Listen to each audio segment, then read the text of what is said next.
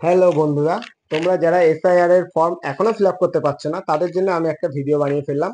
তোমরা দেখো, এই হচ্ছে এসআইআর এর ফর্ম, সবার বাড়ি বাড়ি পৌঁছে গিয়েছে নিশ্চয়ই।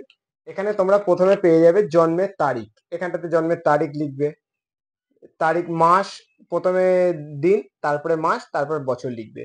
এখানে আধার নম্বর, এখানে আধার নম্বর তোমরা লিখবে। এখানে ঐচ্ছিক দিয়েছে, তোমাদের ইচ্ছা হলেও লিখতে পারো, না ইচ্ছা হলেও নাও লিখতে পারো।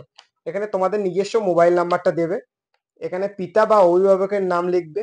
এখানে পিতা বা অভিভাবক যার নাম লিখেছো তার এপিক নাম্বারটা যদি থাকে তাহলে লিখবে। এখানে মায়ের নাম লিখবে। এখানে মায়ের এপিক নাম্বার, আই কার্ডের যে এপিক নাম্বারটা থাকে সেই এপিক নাম্বারটা তোমরা লিখে দিতে পারো। এখানে স্ত্রী না যদি থাকে তাহলে স্ত্রীর নাম লিখবে। যদি স্ত্রী না থাকে তাহলে লেখার দরকার নেই, এখানে নেই লিখে দেবে। এখানে স্বামী যদি থাকে তাহলে স্বামীর এপিক নাম্বার থাকবে, লিখবে। অথবা যদি স্ত্রী থাকে তাহলে স্ত্রীর এপিক নাম্বারটা লিখবে। যদি না থাকে তাহলে এখানে নেই লিখবে। এবার নিচের দুটো পার্ট আছে। যাদের 2002 সালে নাম আছে ভোটার লিস্টে তারা এই বাঁ সাইডের পার্টটাতে ফিল আপ করবে। আর যাদের 2002 সালে নাম নেই, বাবার নাম মায়ের নাম আছে, তারা ডান সাইডের পার্টটা ফিল আপ করবে। এই নিচের এই পার্টটা কিন্তু শুধুমাত্র 2002 সালের জন্যই। এখানে যা যা চেয়েছে সব 2002 সালে যা আছে সেম টু সেম তোমরা লেখার চেষ্টা করবে, তাহলে সুবিধা হবে। এখানে বলেছে নির্বাচকের নাম, যার নাম, এখানে যার নাম আছে তার নাম যদি 2002 সালে থাকে তাহলে সে তার নামটাই লিখবে। এপিক নাম্বার দেবে 2002 সাল অনুযায়ী। এবার তোমাদের কাছে অনেকের প্রশ্ন আছে, 2002 সালে আমার এপিক নাম্বার নেই। যেমন এখানে দেখো, সবার কিন্তু এপিক নাম্বার পাশে দেওয়া নেই 2002 সালে। তো তোমাদের কোনো অসুবিধা নেই, এখানে যার পাশে আছে আছে, যার নেই তার দেওয়ার দরকার নেই।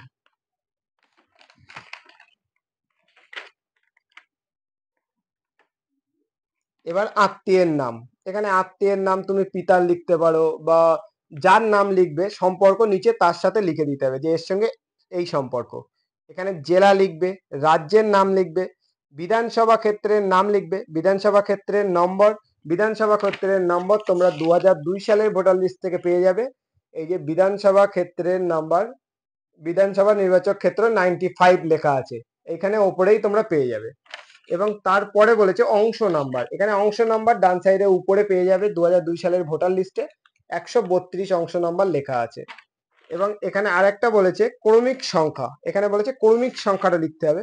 ক্রমিক সংখ্যা এই হচ্ছে নামের আগে ক্রমিক সংখ্যা বলে লেখা আছে, এই সবার ক্রমিক সংখ্যা এখানে দেওয়া আছে। এই অনুযায়ী তোমরা ক্রমিক সংখ্যাও তুলে দিতে পারো।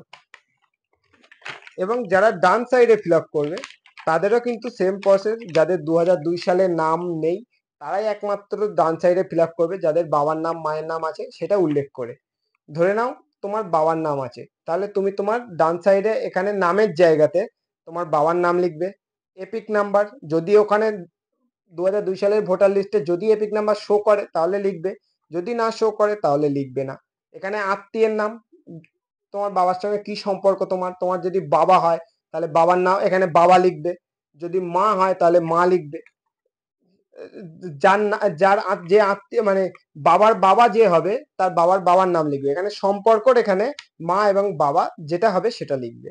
এখানে জেলা লিখবে, রাজ্যের নাম লিখবে, বিধানসভা ক্ষেত্রের নাম লিখবে। 2002 সাল অনুযায়ী বিধানসভা ক্ষেত্রে যে নাম আছে সেই নামটাই তোমাদের লিখতে হবে। বিধানসভা ক্ষেত্রের নাম্বার লিখবে, তোমাদের বিধানসভা ক্ষেত্রের নাম্বার আমি দেখিয়ে দিলাম। প্রথমেই থাকবে 2002 সালে ভোটার লিস্ট বিধানসভা নির্বাচন ক্ষেত্র, এই নাম্বারটা তোমরা লিখে দেবে। অংশ নাম্বার তোমাদের একটু আগেই দেখিয়ে দিচ্ছে, অংশ নাম্বার লিখবে, ক্রমিক সংখ্যা লিখবে। এবং সর্বশেষে তোমরা এইখানটিতে একটি তোমাদের নিজস্ব সিগনেচার করবে এইখানটিতে। আর বাদ বাকি তোমাদের কোনো কাজ নেই, এখানটিতে একটা কারেন্ট ফটো তোলা একটা ফটো তোমরা সেট করে দেবে।